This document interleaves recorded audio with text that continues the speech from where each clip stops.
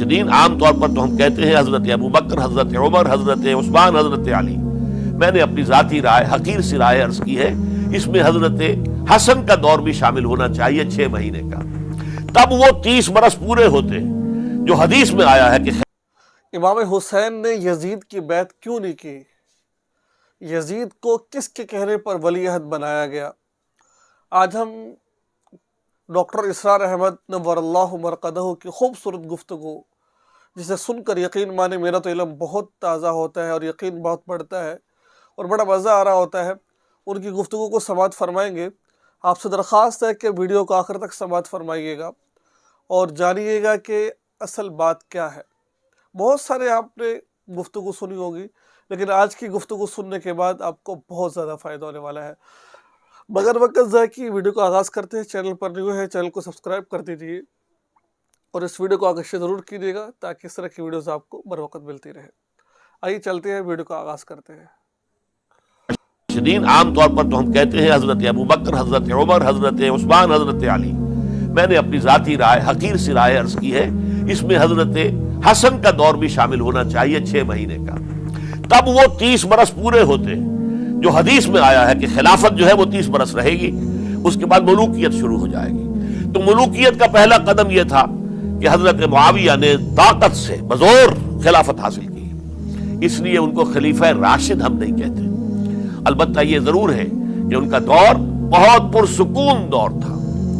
البتہ جب 10 برس گزر گئے حضرت معاویہ کے دور حکومت کو، اب میں یہاں لفظ خلافت کی بجائے دور حکومت استعمال کر رہا ہوں، جو کہ خلافت راشدہ سے ذرا اس کا فرق واضح ہو جائے. تو اس وقت ایک اور صحابی، جلیل القدر صحابی مغیرہ ابن شعبہ رضی اللہ تعالی عنہ، وہ حضرت معاویہ کے پاس آئے اور انہوں نے یہ کہا کہ دیکھیے، اگر آپ نے اپنے بعد اپنا جانشین نامزد نہ کیا تو ہو سکتا ہے پھر فسادات پیدا ہو جائے، پھر مختلف لوگ خلافت کا دعویٰ لے کر کھڑے ہو جائیں، پھر خانہ جنگی ہو جائے. 5 برس کی خانہ جنگی میں 1 لاکھ سے زیادہ مسلمان شہید ہو چکے ہیں، قتل ہو چکے ہیں، ہلاک ہو چکے ہیں. اب دوبارہ وہی دور نہ آ جائے، لہذا آپ اپنا جانشین نامزد کر دیجئے. امیر معاویہ ریلیکٹنٹ تھے، لیکن انہوں نے دلائل دیے، دلائل مضبوط تھے. انہوں نے کہا کہ اب کبار صحابہ دنیا سے رخصت ہو چکے، وہ جماعت کہ جن کی تربیت اور تزکیہ، جن کی تعلیم حضور نے خود کی تھی اور ان کو اندر سے پاک کر دیا تھا، ان کی نیتیں بالکل پاک ہو چکی تھی، کوئی نفسانیت ان میں نہیں رہی تھی، وہ جماعت تو اکثر و بیشتر اب ختم ہو چکی، فوت پا چکے، وفات ہو چکی. لہذا اب جو ہے اکثر و بیشتر نو مسلم ہیں جو بعد کے فتوحات کے ذریعے سے اسلام لائے ہیں. لہذا ان کے اندر نہ وہ پختگی ہے، نہ ان کے اندر وہ تقویٰ ہے، نہ تدین ہے، نہ اصول پرستی ہے. اسلام کی پوری تعلیمات جو ہیں وہ ان کے وجود کے اندر، ان کے شعور کے اندر گہری اتری ہوئی نہیں ہے. لہذا اب صورتحال وہ نہیں رہ سکے گی جو حضرت ابو بکر یا حضرت عمر یا حضرت عثمان یا حضرت علی کے زمانے میں تھی. لہذا آپ نامزد کیجئے. یہ بھی بتا دوں کہ مغیرہ ابن شعبہ کون تھے رضی اللہ تعالیٰ عنہ. نمبر 1 یہ کہ یہ اصحاب شجرہ میں شامل ہیں، جن 1400 یا 1800 افراد نے حضور سے بیعت کی تھی صلح حدیبیہ سے متصلاً قبل، اس درخت کے نیچے بیٹھ کر جس کے بارے میں سورہ فتح میں فرمایا گیا کہ لقد رضی اللہ عن المؤمنین اذ یبایعونک تحت الشجرہ. اللہ ان تمام اہل ایمان سے راضی ہو گیا جو اے نبی صلی اللہ علیہ وسلم آپ کے دست مبارک پر بیعت کر رہے تھے اس درخت کے نیچے، ان میں سے موجود، ان میں یہ مغیرہ ابن شعبہ ہے. پھر مغیرہ ابن شعبہ وہ ہے کہ حضرت علی اور امیر معاویہ ان کے درمیان جو خانہ جنگی ہوئی اس میں ہمیشہ حضرت علی کے ساتھ رہے، حضرت علی کے ہی وہ سپورٹر تھے، ان کے ساتھ تھے. اس پہلو سے اچھی طرح سمجھ لیجئے کہ یہ نہیں ہے کہ وہ در حقیقت کو پہلے سے وہ امیر معاویہ کے ساتھی تھے، نہیں. لیکن اب جو صورتحال وہ دیکھ رہے تھے، جہاں دیدہ انسان تھے، بہت بڑے سیاستدان تھے، جانتے تھے حالات کو، حالات کے نبض پر ان کا ہاتھ تھا. لہذا انہوں نے یہ مشورہ دیا اور پھر امیر معاویہ نے اس مشورے کو قبول کر لیا اور یزید کی ولی عہدی کا اعلان کر دیا. یہ بالکل مڈل ہے حضرت امیر معاویہ کے دور خلافت کا درمیان. یہ 10 سال جب ہو گئے تھے حضرت امیر معاویہ کی خلافت کو یا حکومت کو، تب یہ معاملہ پیش آیا اور یزید کے ہاتھ پر یہ بیعت ولی عہدی تمام جو بھی مختلف گورنرز تھے ان کے ذریعے سے کہہ دیا گیا اپنے اپنے علاقے کے لوگوں سے بیعت لے لو. یہ بیعت عام طور پر لوگوں نے کر لی. البتہ 5 شخصیتیں جو بہت نمایاں تھیں انہوں نے اس بیعت سے انکار کیا. ان میں کون تھے ذرا نوٹ کیجئے. حضرت ابو بکر فوت ہو چکے, ان کے بیٹے عبد الرحمن ابن ابی بکر. حضرت عمر فوت ہو چکے, ان کے بیٹے عبداللہ ابن عمر. حضرت زبیر فوت ہو چکے, ان کے بیٹے عبداللہ ابن زبیر. حضرت عباس فوت ہو چکے, ان کے بیٹے عبداللہ ابن عباس.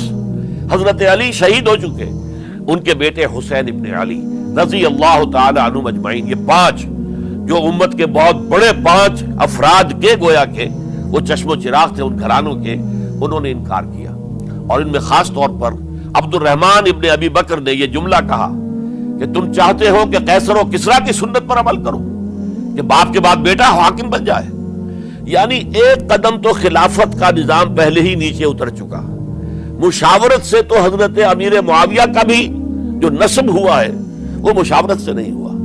ایک درجے میں وہ جو اللہ تعالیٰ کے رسول نے عمارت بنائی تھی شاندار, اس خلافت کا جو سیاسی نظام تھا اس میں ایک تو کڑی آ چکی زوال کی کہ ایک شخص نے طاقت کے ذریعے سے خلافت حاصل کر لی. اب اس کی اگلی کڑی لانا چاہتے ہو کہ قیصر و کسریٰ کے طریقے سے خاندان کے اندر, ایک قبیلے کے اندر یہ خلافت جو ہے یا حکومت جو ہے نسل بعد نسل, باپ کے بعد بیٹا اور بیٹے کے بعد پوتا, اس کو ہم کبھی گوارا نہیں کریں گے. حضرت امیر معاویہ بہت دانشمند انسان تھے. انہوں نے ان 5 حضرات پر کوئی تشدد نہیں کیا, کوئی جبر نہیں کیا, بلکہ رہنے دیا. ٹھیک ہے یہ بیعت نہیں کر رہے, ابھی تو بیعت ولی عہدی ہے, کوئی حرج نہیں.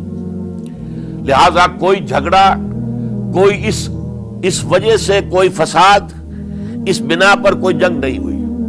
10 سال گزر گئے, یعنی 10 سال تک یزید ولی عہد رہا ہے. 10 سال تک. اور اس سوائے ان 5 بڑی شخصیتوں کے جو پوری امت تھی, عوام الناس تھے, ان سب نے اسے قبول کیا.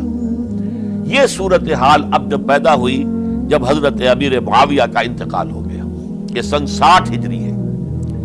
اب سوال پیدا ہوا کہ وہ ولی عہدی کی بیعت اب بیعت خلافت میں منتقل ہو جائے گی. لہذا پھر یہ ہوا کہ سب لوگوں سے, سب گورنروں کو لکھ دیا گیا تمام صوبوں کے اندر کہ اپنے اپنے لوگوں سے بیعت لے لو. ظاہر بات ہے کہ وہاں کوئی ریفرنڈم نہیں ہوتا تھا, کوئی ووٹ نہیں ہوتے تھے کہ اس کی پرچیاں ڈالی جا رہی ہوں, ایک ایک شخص سے رائے لینا نہیں ہوتی تھی, بلکہ اس وقت کی جمہوریت یہ تھی اور شورائیت یہ تھی کہ ڈفرنٹ کلینز ہیں, ڈفرنٹ فیملیز ہیں, ڈفرنٹ ٹرائبز ہیں, ان کے سردار, ان کے بڑے لوگ, ان کے اہم لوگ بیعت کر لیں تو گویا کہ سب کی بیعت ہو گئی.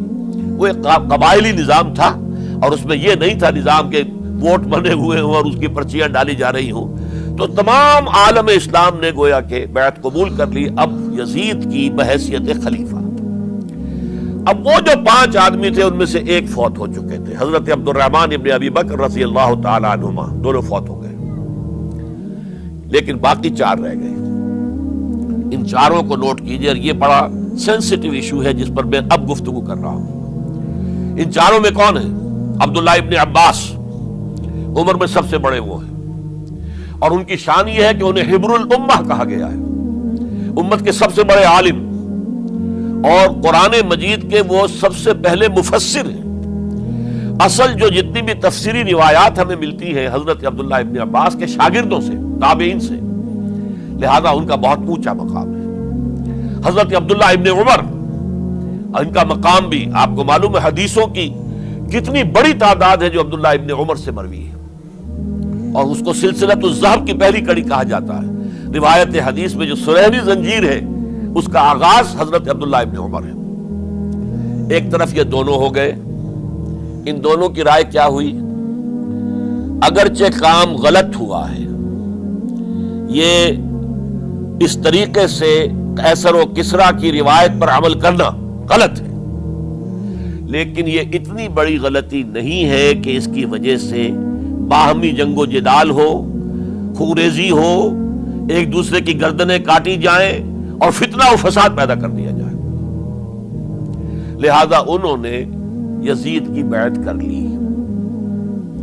2 حضرات رہ گئے, یہ نسبتاً نوجوان ہیں, ان دونوں کی پیدائش ہجرت کے بعد ہوئی ہے. ہجرت کے بعد پہلا بچہ جو مہاجرین میں پیدا ہوا ہے وہ عبداللہ ابن زبیر ہے، بلکہ کچھ عرصے تک مہاجرین میں جب کوئی پیدائش نہیں ہوئی تو وہ مکے مدینہ کے منافقین نے کہنا شروع کر دیا تھا کہ یہ یہاں آ کے کمزور ہو گئے، نامرد ہو گئے، ان کی اولاد اب چلے گی نہیں۔ تو عبداللہ ابن زبیر جب پیدا ہوئے، اور آپ کو معلوم ہونا چاہیے وہ حضرت ابوبکر صدیق کے نواسے ہیں، حضرت عائشہ صدیقہ کی ہمشیرہ حضرت اسماء کے بیٹے ہیں عبداللہ ابن زبیر، اور زبیر بہت شجاع، بہت ہی بہادر انسان تھے۔ تو عبداللہ ابن زبیر کے اندر بھی وہی کیفیات تھی۔ انہوں نے کہا نہیں، اس غلطی کو ہم برداشت نہیں کریں گے، خون ریزی ہوتی ہے تو ہو، لیکن ہم اسلامی نظام کو نیچے اترتا ہوا نہیں دیکھ سکتے۔ جیسے کبھی حضرت ابوبکر نے فرمایا تھا ایبدل الدین وانا حی، کیا دین میں ترمیم اور تنسیخ کر دی جائے گی، دین کو بدل دیا جائے گا، دین میں تحریف کر دی جائے گی جبکہ میں ابھی زندہ ہوں، میں جیتے جی یہ نہیں ہونے دوں گا۔ حضرت عبداللہ ابن زبیر کی یہ رائے ہوئی وی ہیو ٹو چیلنج، ہم مقابلہ کریں گے، ہم اسے پیسیولی قبول نہیں کریں گے۔ انہوں نے بیعت سے انکار کیا اور مدینہ چھوڑ کر مکے جا کر حرم کے اندر پناہ گزین ہو گئے۔ یہی معاملہ حضرت حسین ابن علی رضی اللہ تعالی عنہما کا تھا، وہ بھی نہایت شجاع، نہایت جری، نہایت بہادر۔ انہوں نے بھی کہا کہ یہ غلط قیصر و کسریٰ کی روایت جو شروع ہو رہی ہے اسے ہم نے ریزسٹ کرنا ہے اور اسے ہم گفتگو کو سماعت فرمایا۔ یقین مانے اس گفتگو کے بعد تو کوئی ضرورت ہی نہیں ہے کہ ہم اس کی تفسیر بیان کریں آپ کے سامنے۔ تو بہرحال یہ بات ایک ضرور کرنا چاہتا ہوں، حضرت امیر معاویہ رضی اللہ تعالیٰ عنہ یہ وہ صحابی ہے جنہوں نے حضور اقدس صلی اللہ علیہ وسلم کے زمانے میں قرآن پاک لکھا، کاتب وحی تھے، اور ان کی ایک بہن آپ صلی اللہ علیہ وسلم کی زوجہ محترمہ تھی، اور یہ آپ صلی اللہ علیہ وسلم کے سالے بھی ہوئے۔ تو سارے صحابیوں کا اپنا مرتبہ اور مقام ہے۔ حضرت امیر معاویہ بھی صحابی ہے، حضرت علی بھی صحابی ہے۔ ہمیں کسی صحابی کے بارے میں اپنی لبوں کو نہیں کھولنا چاہیے، بلکہ خاموشی اختیار کرنی چاہیے اور ان کا ادب و احترام کرنا چاہیے، چاہے کہ ہم غلط طرف چلے جائیں۔ ٹھیک ہے، اللہ تعالیٰ سے دعا اللہ تعالیٰ ہم سب کو عمل کی توفیق عطا فرمائے، اور اس ویڈیو کو آگے شیئر ضرور کیجیے گا۔ السلام علیکم ورحمۃ اللہ۔